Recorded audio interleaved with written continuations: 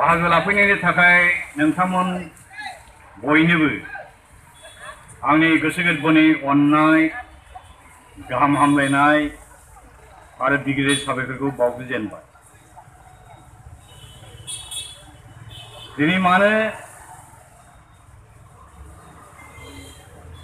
बर'नि एबा दुलाराय आसामनि ट्राइबेल हारिफोरनि बर' सायाव गिलु बालु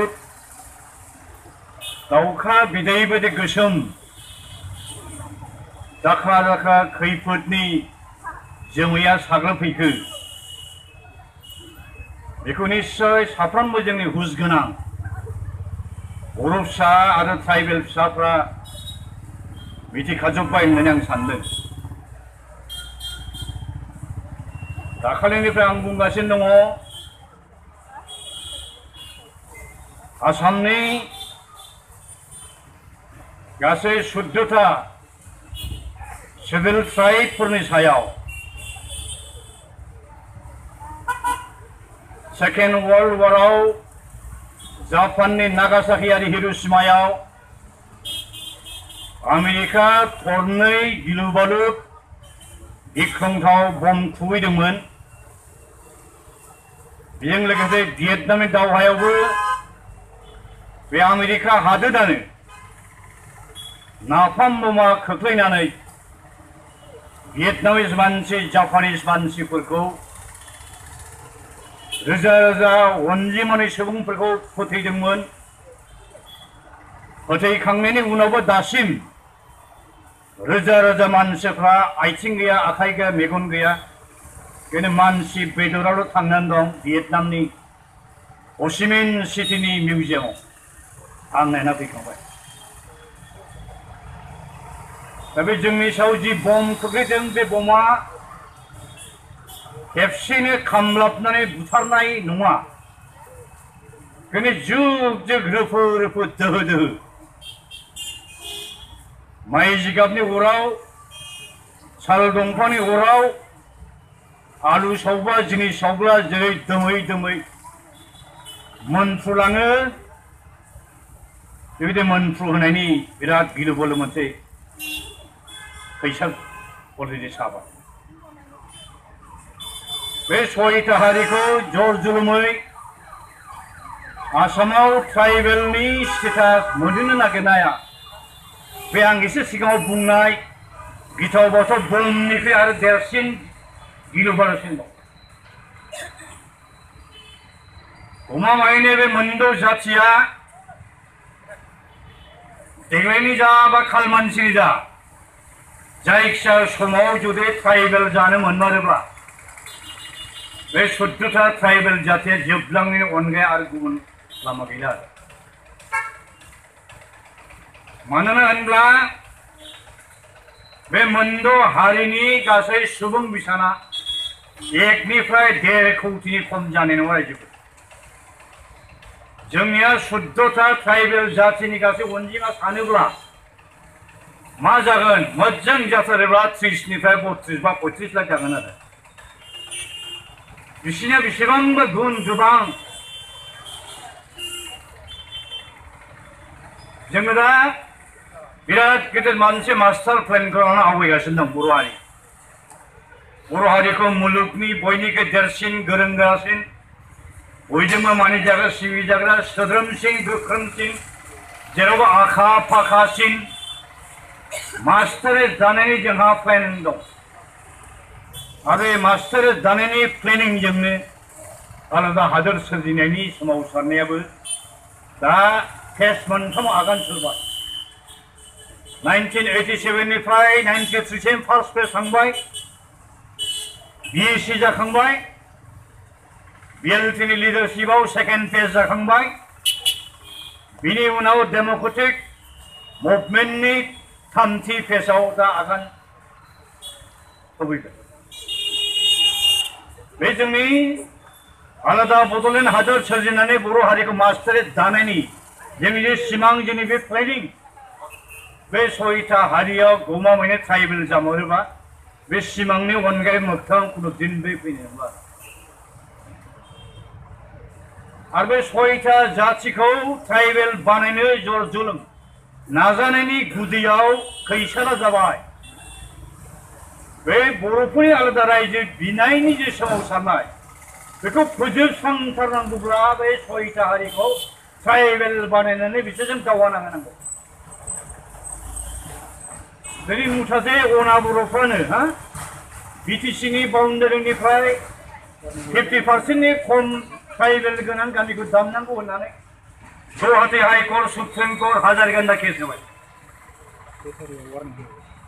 दा बे आरो 1.5 कौटि सुबुं बिसाननि जातिफ्रा जुदि ट्राइबेल जाखांनो मोनोब्ला बे 1.5 कौटि गोदान ट्राइबेला जुदि बुङोब्ला खबरदार दिल्ली जों आसामाव थागोन खुनु दिन आसामखौ आरो सोखावनो मोनला बड'लेण्डखौ होनो मोनला होनना बुङोब्ला दिल्लीया सोरनि खोथाखौ लागोन रायजोबो बिराद सिरियास। बेखायनो आं बुंदों बे सयथा जातिखौ ट्राइबेल बानायनो नाजानानै थांनाय जानुवारि दाननि 9 अक्ट'आव 9 अक्ट'आव The Indian Constitution Scheduled Tribes Order 1950 Amendment Bill 2019 खौ रायजो सभायाव थिसननानै बर'नि ट्राइबेलफोरनि सायाव बा बेरेखायै जोबथा आरो बयनिख्रुइ देरसिन गिथाव बाथावसिन फाइनाल दावहा भारत गभर्नमेन्टआ फोसावबाय। The last and final war has only been declared by the government of India against the 14 numbers of the only the marginalized scheduled tribes of Assam. बे फाइनल लास्ट जोबथा दावहाया जोबो बे दावहायाव जुदि जों देरहानो हायाबा गैला आरो दाखालि 10 तारिखआव मोनाबिलि 8टा समसिमनि गेजेराव 7 जन मानसिनो आङो मेम'रेन्डाम हरबाय 13 पेजनि। दिनै आङो बे 7टा मेम'रेन्डामखौ स्पिड पस्टनि थ्रुयै आं बिसोरनो दैथायहरबाय। भारतनि आथिखालनि प्रेसिडेन्ट रामनाथ कोविन्द बिनि लेङाइ भाइस प्रेसिडेन्ट भेंकैया नायडू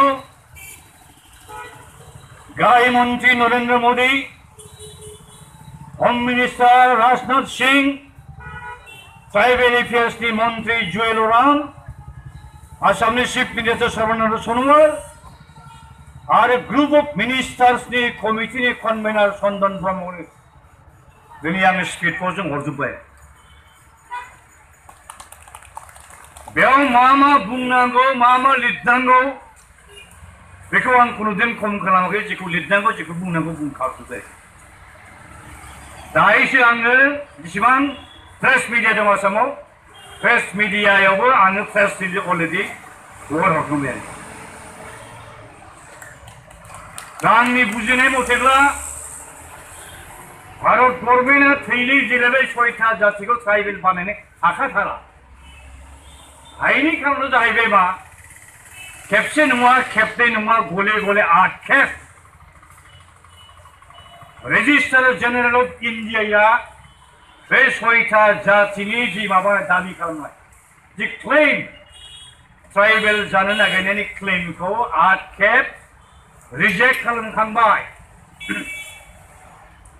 बे आरजिआइनि जेसेबां गोदान रिपर्ट आं गासिबो फरायनानै बिजिरखांजोब्बाय।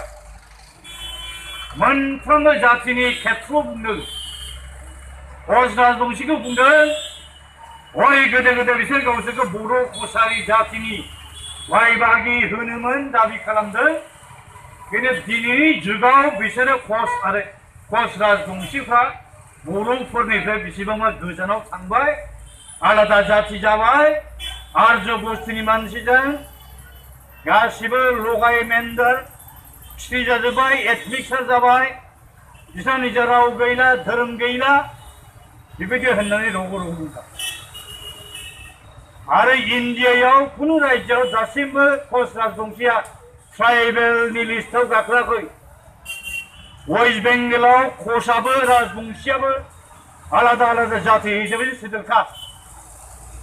कचआ जाहैबाय 41 नम्बर सिरियालाव सेड्युल कास्ट बेंगलाव आरो राजबंशीया 71 सिरियालाव सेड्युल कास्ट।